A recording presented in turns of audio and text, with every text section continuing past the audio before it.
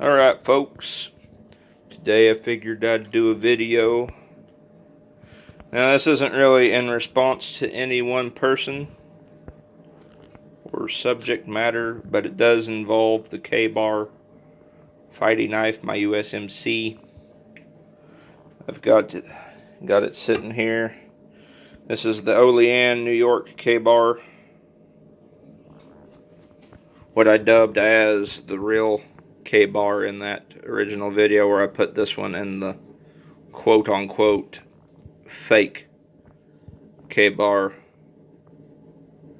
and little comparison video that I did not think was going to blow up at the time. I made that video in 2018, May 2018, and I didn't think nothing of the video. I just thought it would have been something interesting to do for a comparison video, you know, between a legitimate from the factory K-Bar and this that you would get from Bud K or find at a fair.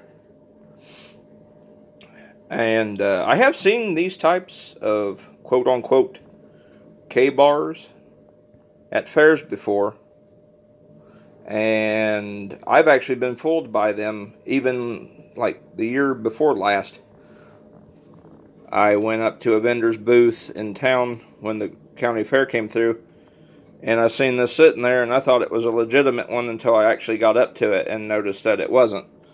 And that's kind of what my original video was going on about, the kind of comparisons that I was talking about in the original video. And people, for better or worse, there's a lot of people that were not happy with that video. And they came out, and it's been gradual over the 3 years that video's been up. It's my most popular video, but I have gotten several comments from people who make big deals over the fact that this Olean, New York K-Bar from the factory, K-Bar factory, isn't real either. And they come up with all sorts of,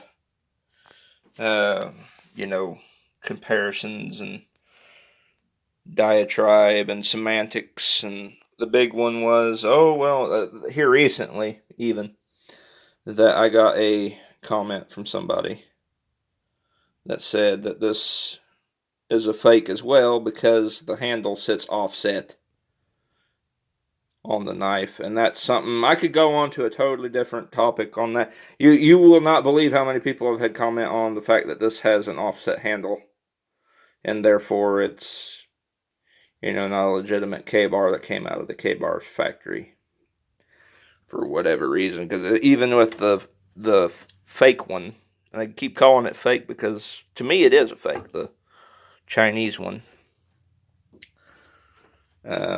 See the fake one here, the handle sits in line with the blade. And I've read up all sorts of things on that, on why K-Bar did that. And, slight design changes to their USMC model. Well, anyway, I've got the AR-15, my AR-15 here, my DPMS Oracle AR-15 here that I've painted up and 16-inch barrel scoped. And I'm going to use the logic that I've been getting on my K-Bar video to talk about the AR-15 here, just as a little joke. Alright, so here we have the original Eugene Stoner AR-15 here. I'll lower the brightness so you guys can see it on the computer better. Okay, so that's how the original AR-15 Armalite AR looked. It had a charging handle up in the carry handle, and as you can see, it didn't have a shell deflector or forward assist, and there was no gate on the receiver like this over here. Gotta zoom out and put the brightness back up. Can't really see it very well, but yeah, see, You got the gate here, a little fenced area, and dust cover. Let's go ahead and close that. And it's got a shell deflector and forward assist. So using their logic, oh, and it doesn't have a 20-inch barrel or the the A-frame style, the A1 style front sight gas block, and it isn't fixed stock either. And then I've got a rifle scope up on mine, and it comes with a 1913 Picatinny rail built in to the upper, and there's probably a myriad of other little differences on the inside. Now I'm not sure if this model here they're showing is a full auto. This is like the earliest example of a picture of one I could find. And it's got a big old 9 written on the receiver. And it also has a 25 round box mag, because yes, I am on Wikipedia, but this was like the best picture I could find quick without spending 20 minutes searching for a better picture. I suppose I just went with that. But I guess what I'm trying to say is, and what I'm getting at, is that designs change. And just because this is, significantly a much different rifle in regards to features and other little things, I'm sure the barrel on this, on my DPMS Oracle, is a lot different in things from like metal to rifling and all that than the original Eugene Stoner AR. But people saying that this is a fake because the handle is offset from the original World War II K-bar. I just find that a head scratcher. Yes, it isn't, it shares the design, and it's not, copy for copy like one that was exactly made during World War II. I'm sure the metal is even different a little bit. Oh, it'd have to be. But people were using that as an example that this, like that a Crovan, a 1095 Crovan K-bar from Olean, New York factory is equivalent to the stainless steel cheap, what you'd find at a fairground type deal, $12, quote unquote K-bar knife. No. This one here is eons above this one. Now, I realized too, a lot of people in that video, when I made that video, said that this style of knife is not exclusive to K-bar. There's a bunch of other companies that made this style of knife for the Marine Corps and the Army during World War II, and they still use those designs today, Case XX being one of them. They have a K-bar style USMC fighter as well, and I actually want to get that, and it looks neat too because the handle is thinner on it, and so is the hilt and pommel, and it actually had the back end of the blade back here is sharp, whereas on the K-bar it's not. So I want to get one of those Case XX K-bars, USMC fighters, and I did not mention that in my 2018 K-bar video, simply because I did not think that video would take off the way it did. But what I'm getting at here is that designs change over time, just like with my DPMS Oracle here. It's still an AR-15. It's still very much an AR-15, just like the original Eugene Stoner Armalite AR-15.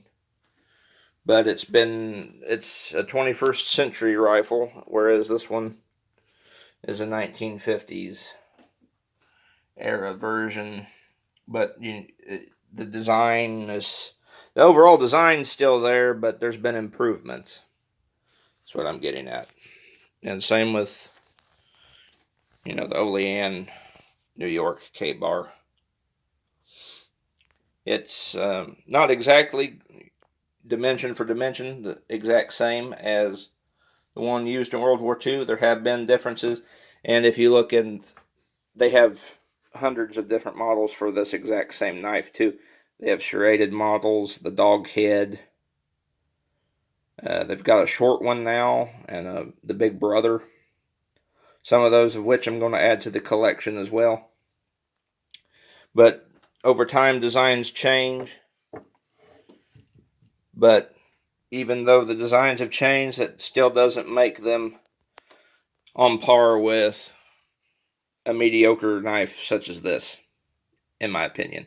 Now, I have used this knife, and I can use it. As you can see, I used it for a job that I would never use my legitimate K-bar for. It's all dinged up and scratched and tore all to hell. I've actually used this as a throwing knife.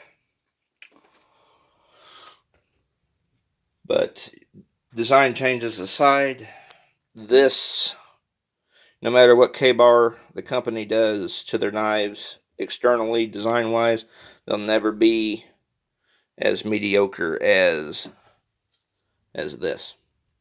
It's kind of what I'm getting at. So designs change over time, but imitation is the sincerest form of flattery.